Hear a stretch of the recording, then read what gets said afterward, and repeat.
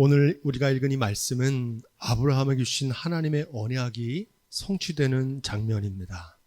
어떤 언약인지 창세기 17장 19절은 이렇게 말합니다.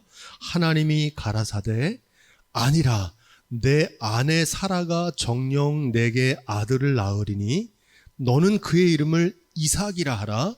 내가 그와 내 언약을 세우리니, 따라해 볼까요? 그의 후손에게 영원한 언약이 되리라. 아멘. 이 영원한 언약은 무엇입니까? 아브라함에게 이어서 이삭의 아들 야곱, 훗날 이스라엘이라고 이름을 바꾸는데 그로부터 12지파가 나오는 언약입니다. 그 가운데 유다 지파의 다윗의 자손 예수 그리스도를 통해서 온 인류를 구원하는 하나님의 역사를 이루시는 언약이 시작되는 것입니다. 한 가지에서 울창한 숲이 형성되는 것처럼 많은 열매를 맺기 위해 한 알의 밀이 심겨지는 바로 그런 의미심장한 사건입니다. 이삭의 후손들에게 약속하신 영원한 언약을 성취하시기 위해서 이삭의 아내 리브가를 선택하시고 그 영원한 언약의 동반자로 삼아 주십니다. 우리가 믿는 기독교는 언약의 종교입니다. 하나님께서는 과거 아브라함에게만이 아니라 오늘 예배하는 저와 여러분들에게도 동일한 언약을 주셨습니다. 바로 이삭 예배당과 리브가 성도입니다. 이게 우리에게 주신 하나님의 언약입니다. 그런 의미에서 볼 때 오늘 말씀은 우리에게 주신 이 언약을 어떻게 이루어 가실지를 증거하는 말씀으로 읽어야 됩니다. 오늘 주신 말씀이 우리 교회를 향한 하나님의 비전인 줄로 믿습니다. 우물가에서 엘르에셀을 만난 리브가는 집으로 곧장 달려가서 모든 일을 고합니다. 그러자 31절로 33절에 보니까 라반이 이렇게 말합니다. 여호와께 복을 받은 자여 들어오소서. 어찌 밖에 섰나이까? 내가 방과 약대의 처소를 예비하였나이다. 리브가의 오라비였던 라반이 아브라함의 종 엘르에셀을 영접하고 환대했습니다. 여호와께 복을 받은 자여 들어오소서. 엘르에셀이 받은 복은 무엇일까요? 그것은 영원한 언약을 이루기 위해 쓰임받는 축복입니다. 우리에게 주신 영원한 언약이 뭐라 그랬습니까? 이삭 예배당과 그 예배당에 합당한 리브가 성도를 보내시는 일입니다. 여러분이 바로 이삭 예배당을 위해 예비하신 리브가 성도인 줄로 믿습니다. 라반은 엘르에셀을 영접하고 환대했습니다. 여기 중요한 의미가 있어요. 아브라함이 보낸 종 엘르에셀을 영접한 것은 곧 아브라함의 하나님 여호와를 영접한 것과 같다는 겁니다. 예수님께서는 마태복음 10장 40절에 이렇게 말씀하셨어요. 너희를 영접하는 자는, 예수님이 보내신 제자들을 영접하는 자는 나를 영접하는 것이요, 예수님을 영접하는 것이고, 나를 영접하는 자는 나 보내신 이를 영접하는 것이니라. 선지자라는 이유로 선지자를 영접하는 사람은 선지자의 상을 받을 것이고, 의인이라는 이유 때문에 의인을 영접하는 자는 의인의 상을 받을 것이고, 누구든지 제자라는 이유로 이 소자 중에 하나에게 냉수 한 그릇이라도 주는 자는 내가 진실로 너희에게 이르노니 그 사람이 결단코 상을 잃지 아니하리라. 저는 우리 교회 가정들을 신방할 때마다 이렇게 기도를 해요. 그 가정에서 냉수 한 잔을 대접하든 아니면 이제까지 먹어보지 못했던 극진한 음식을 대접하든 기도는 똑같아요. 이렇게 기도합니다. 주님, 주님이 받으실 대접을 주의 종이 대신 받습니다. 나는 갚을 길이 없사오니 주님께서 갚아 주옵소서. 이 말씀이 여러분들의 삶에서도 이루어지기를 주님의 이름으로 축원드립니다. 34절로 36절 말씀입니다.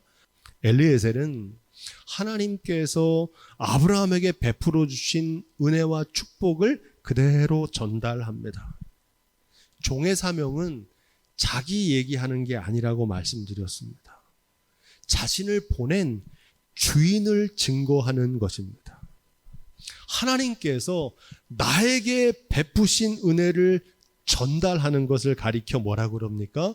그것을 간증이라 그럽니다. 여러분, 신앙생활의 멋과 맛은 삶에서 체험한 간증입니다. 이런 간증이 넘치는 신앙생활이 될 수 있기를 주님의 이름으로 축원드립니다. 체험적인 간증이 넘치려면 어떻게 해야 됩니까? 하나님의 말씀대로 준행해야 됩니다. 하나님의 말씀을 기준으로 선택하고 실천할 때 그 말씀이 우리의 삶에서 살아 역사하는 생생한 체험과 간증이 될 줄로 믿습니다. 이 간증이 모여서 신앙 고백이 되는 겁니다. 37절로 48절까지 말씀을 요약하면 엘르에셀이 라반에게 지금까지 있었던 모든 과정을 다시 한번 상세하게 전달합니다. 종의 역할은 하나님의 말씀을 그대로 전달하는 겁니다. 더하거나 빼면 될까요? 안 될까요? 안 됩니다. 가장 좋은 설교 말씀은 하나님의 말씀을 그대로 전달하는 것입니다. 엘리에셀이 전하는 간증의 핵심이 무엇입니까? 우물가에서 물을 깃는 소녀들에게 물을 달라고 할 때에 마시라, 내가 당신의 약대를 위해서도 물을 길어 오겠다 그러면 그 여자가 여호와께서 나의 주인의 아들을 위하여 예비하여 주신 자라고 알겠다는 겁니다. 그랬더니 내가 그에게 묻기를 네 집 딸이냐 물어보니까 밀가가 나홀에게 낳은 부두엘의 딸이더라. 하나님께서 친척을 만나게 해주셨다는 겁니다. 이 모든 일이 우연이 아니라 하나님이 예비하신 섭리라는 것입니다. 믿음의 사람들은 우리가 삶에서 만나는 모든 일, 우리의 일상에서 벌어지는 일들이 우연이라고 생각하지 않습니다. 우연이 아니라 하나님이 예비하신 섭리로 여깁니다.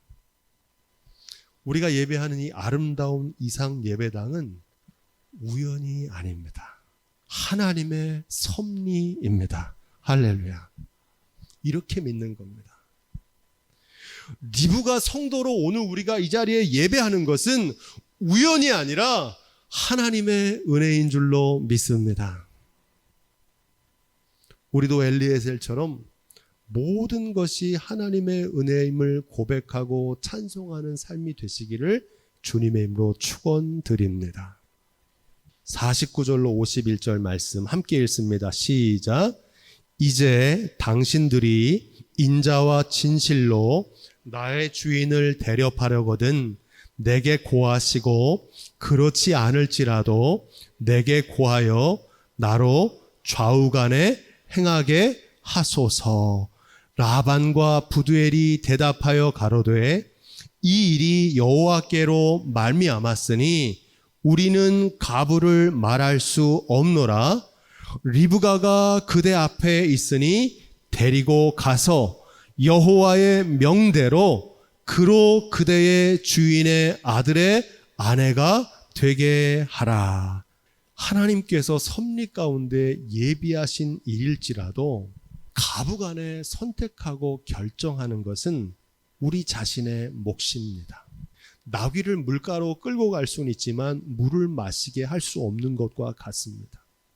하나님께서 아무리 귀한 사명을 맡겨주셔도, 이게 하나님께서 우리에게 주신 비전이라고 말씀하셔도 그것을 내가 소중하게 받아들이지 않으면 아무 소용이 없다는 겁니다.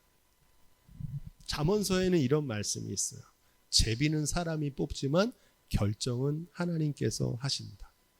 이 말씀을 세번역엔 이렇게 번역합니다. 주사위는 사람이 던지지만 결정은 하나님이 하신다. 이 말씀을 뒤집어 보면 귀한 걸 깨닫게 돼요. 하나님께서 귀한 언약을 우리를 통해 성취하려고 하시더라도 우리가 주사위를 던지지 않으면 하나님이 결정하실 수 없다는 겁니다. 영원한 언약의 성취가 바로 저와 여러분에게 달려 있다는 겁니다.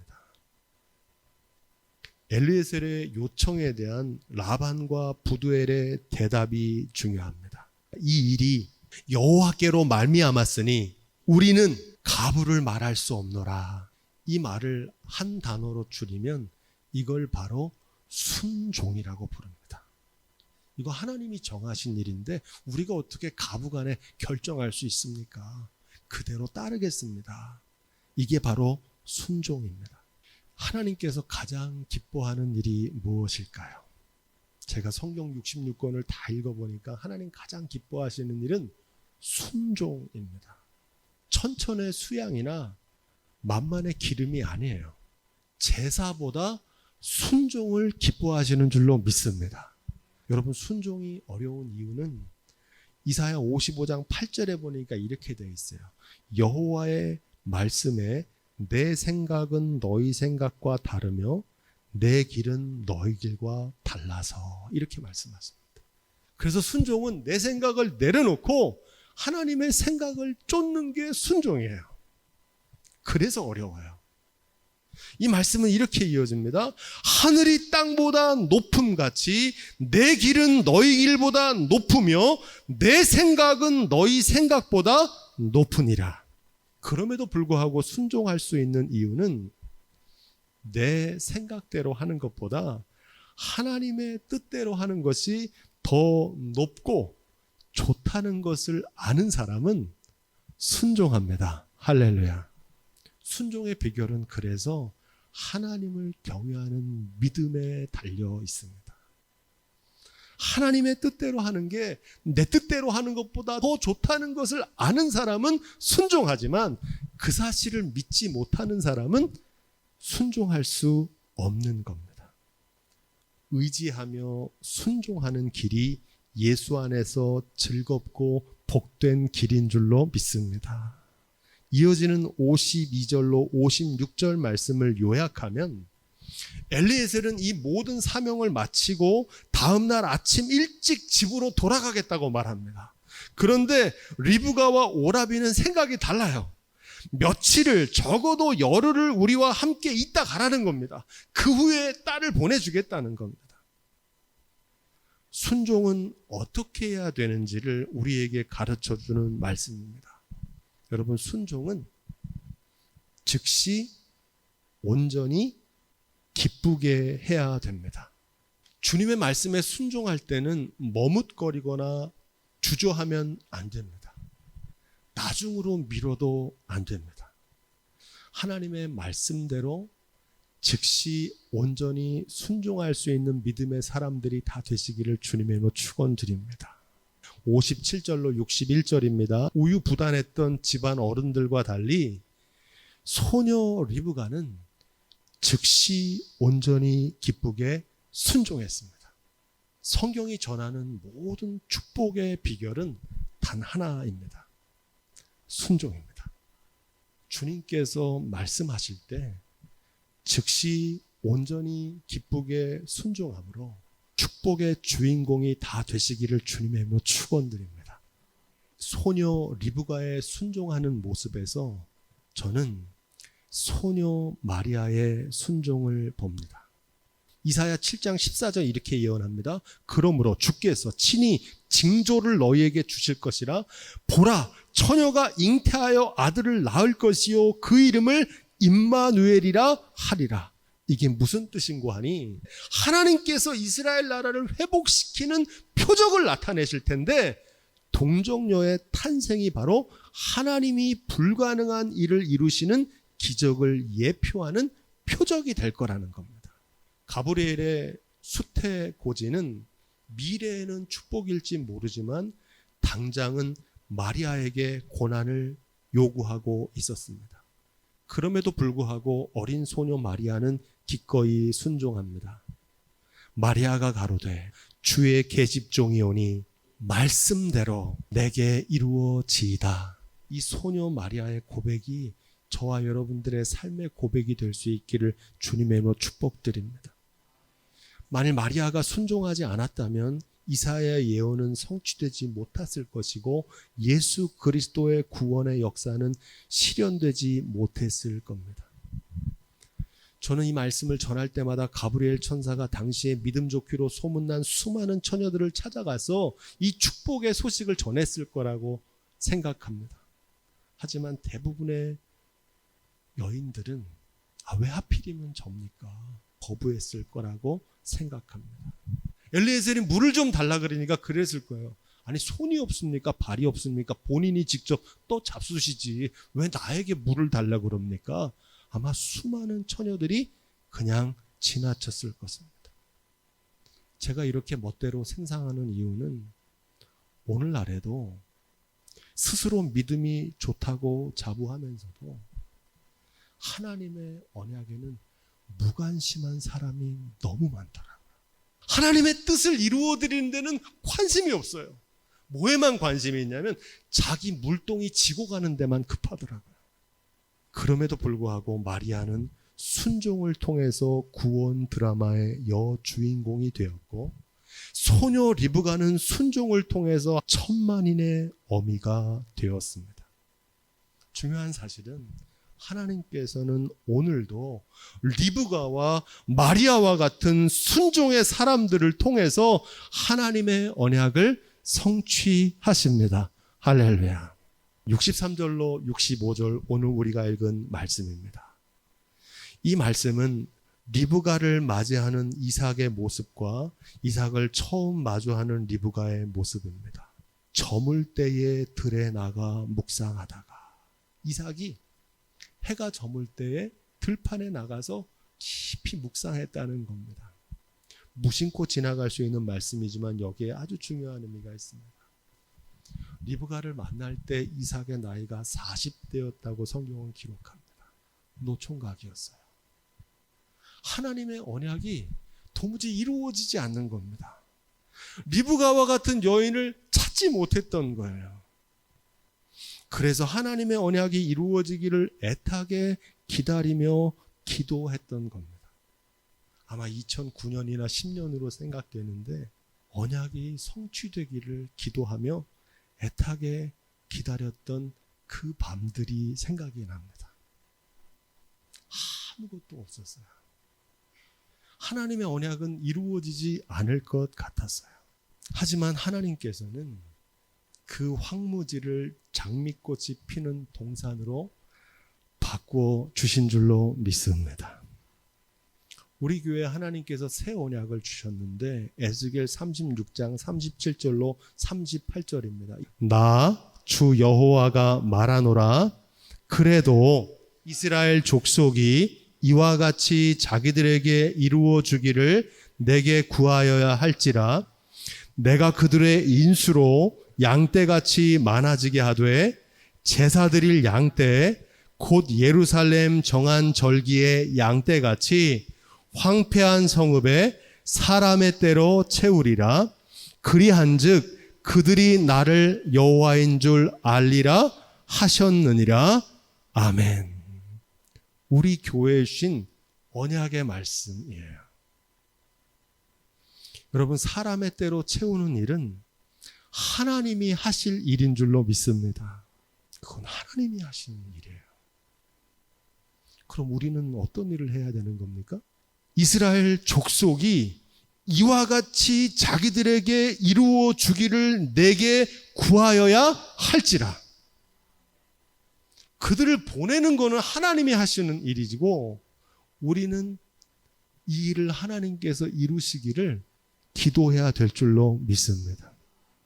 오늘 이 말씀은 이렇게 이어집니다. 리브가가 면박을 취하여 스스로 가리우더라.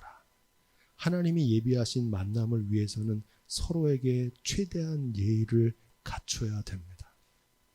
오은영 박사는 사춘기 딸과 좋은 관계를 위해서는 거리를 두어야 된다 이렇게 말합니다. 지나친 관심과 참견은 관계를 깨뜨립니다. 과유불급의 지혜입니다. 지나치면 모자란만 못한 거예요. 쉬운 말로 바꾸면 오버하지 말라는 겁니다. 새로 나온 교인들을 언약의 주인공으로 여기시고 따뜻하게 손을 잡아주시고 반갑게 맞이하는 것이 저와 여러분들의 몫인 줄로 믿습니다.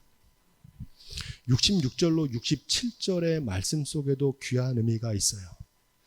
이삭이 리브가를 인도하여 사라의 장막으로 들이고 아내를 삼고 사랑하였더라 이렇게 말합니다. 저는 강릉 예안교회에 준 이 언약이 오늘 이 말씀처럼 아름다운 동행의 모습으로 이루어지기를 주님의 이름으로 축원드립니다. 이삭이 리브가를 인도하여 사라의 장막으로 들이고 아내를 삼고 사랑했던 모습이 이 교회에서 이루어지기를 주님의 이름으로 축원드립니다. 오늘 말씀의 결론은 이렇게 맺습니다. 이삭이 모친 상사 후에 위로를 얻었더라. 이삭은 사라의 아들이잖아요. 늦게 났으니까 얼마나 사랑받았겠습니까? 그런데 그 어머니 사라가 먼저 세상을 떠난 거예요. 떠나버린 사라로 인해서 이삭의 큰 슬픔을 안고 있었는데 리브가를 통해서 하나님께서 그를 채워주시고 위로해 주셨다는 거예요. 할렐루야. 사람으로 인해 받은 상처를 사람으로 치유하시는 하나님의 은혜를 증거합니다. 여러분, 여러 가지 이유로 함께 신앙생활하던 교우들이 떠나가는 모습을 볼 때 그거 이상 아픈 마음이 없어요. 저는 지난 20년 동안 여기 계신 분들보다 더 많은 교우들을 여러 가지 이유로, 때로는 어처구니 없는 이유로 떠나보낼 때가 많이 있어요. 그 생각을 하면 자다가 벌떡 일어날 정도로 마음이 아파요. 하지만 주님께서 떠나간 교인들로 인해서 아픈 마음을 새로운 만남 리브가를 보내셔서 위로해 주시기를 주님의 이름으로 축원드립니다.